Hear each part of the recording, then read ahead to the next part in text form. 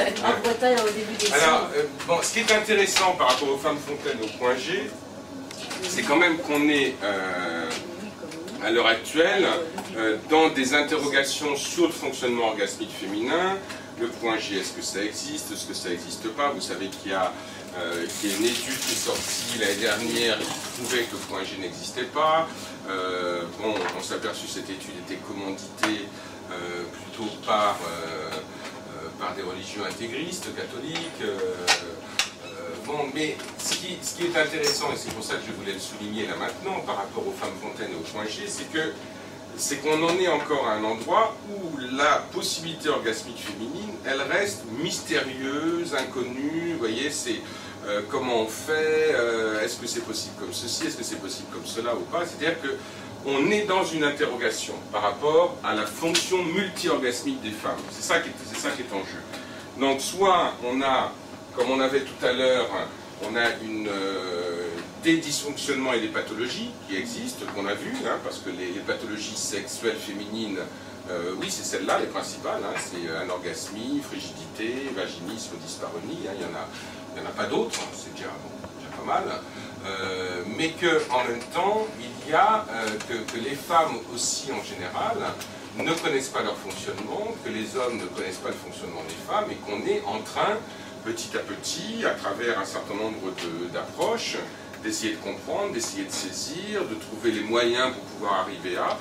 Ce à quoi, d'un point de vue sexothérapeutique, ce à quoi il faut faire très attention, c'est à ne pas remplacer le quantitatif par le qualitatif. Hein, c'est toujours la même chose. C'est-à-dire que jouir, oui, mais ça sert à quoi? Hein, ça sert à quoi de beaucoup jouir? À quoi ça sert? Ça sert à... Est-ce que c'est dans un système comparatif, de soi à soi, de soi à quelqu'un d'autre ou autre? Quelle fonction ça a? Et c'est là où c'est intéressant, et qu'on abordera en Sexo 3, là où c'est intéressant, c'est de voir dans ce que nous apportent d'autres cultures, de voir qu'il y a des cultures qui ont placé la sexualité dans un sens philosophique, hein, c'est-à-dire dans un sens philosophique et spirituel. Parce que nous, en général, en Occident, en dehors de la performance et de l'augmentation de la performance, on n'a pas d'autre sens à la sexualité. Alors on dit, oui, bien sûr, ça fait du bien, c'est hygiénique, et ceci et cela, mais ça, c'est essentiellement une vision génitale. Ce qui est intéressant, c'est que soit on voit les femmes fontaines comme étant un espèce de truc un peu bizarre et mystérieux qu'on va étudier, comme si c'était des espèces d'animaux un peu particuliers, ou soit ça raconte quelque chose qui vient, si on y réfléchit bien, bouleverser nos habitudes. C'est-à-dire qu'avant, la femme, elle était le réceptacle, c'était à l'intérieur et autres. Avec la fontainisation, tout d'un coup, la femme éjacule. C'est-à-dire qu'elle devient intérieure vers l'extérieur. On est en train d'admettre la possibilité, effectivement, de l'orgasme prostatique chez l'homme. C'est-à-dire que tout d'un coup, l'homme devient pénétrable. C'est-à-dire qu'on est en train de bouleverser et de changer ce sur quoi s'est basée la sexualité occidentale pendant des siècles.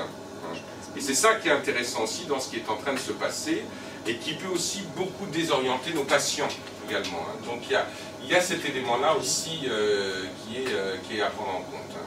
Mais alors les femmes fontaines qui viennent consulter, c'est quoi alors, en général, ouais, bon, mais tu l'apporteras la prochaine fois, de toute manière. Tu l'amèneras, ça. Les femmes fontaines qui viennent consulter, c'est par rapport à la question de la normalité, hein, qui est la grande question des consultations sexothérapeutiques. Hein.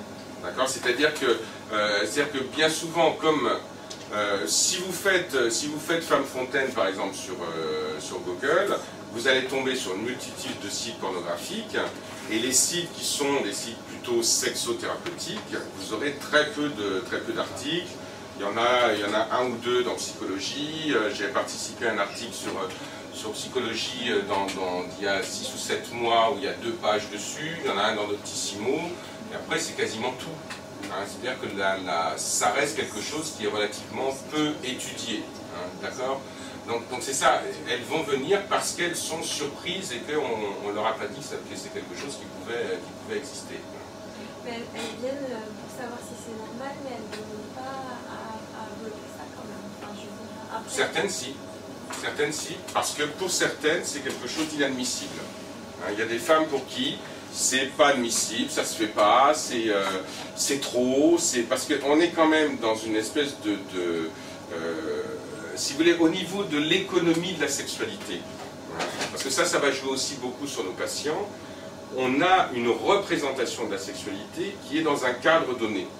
C'est-à-dire la sexualité, c'est-à-dire que si on place la sexualité, essentiellement, ça sert à consolider le couple, à faire en sorte qu'on soit l'un avec l'autre et tout ça, c'est du plaisir, c'est du jeu, tout ça. Bon, c'est relativement entendu par tout le monde. Mais tout d'un coup, quand on rentre dans une dimension de la sexualité, qui est une dimension qui dépasse les représentations qu'on en a, les gens sont souvent perdus.